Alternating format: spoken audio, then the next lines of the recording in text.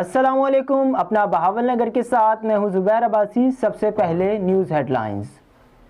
मेहरापुर में सहाफ़ी अजीज मेमन के बेईमाना कत्ल के खिलाफ बहावल नगर प्रेस क्लब के सामने एहतजाज। प्रिंट और इलेक्ट्रॉनिक मीडिया से वाबस्ता सहाफ़ियों की एहतजाज में भरपूर शिरकत। मुजाहिरीन ने ज़बरदस्त नारेबाजी करते हुए रफीक शाह चौक तक मार्च किया। दीना में ट्रेन हादसा में एक शख्स जान बहक। हलाक होने वाले शख्स की शनाख्त अनायत मसीह के नाम से हुई, जो मंगला कैंट का रिहायशी है।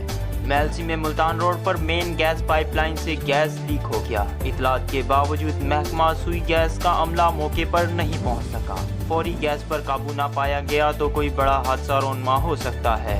हारूनाबाद में थाना सदर पुलिस की कामयाब कार्रवाई करते हुए बीवी के कातिल को गिरफ्तार कर लिया।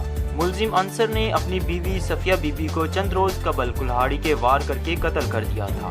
SHO अफजल खोकर के मुताबिक कत्ल के बाद मुलजिम मौके से फरार हो गया था।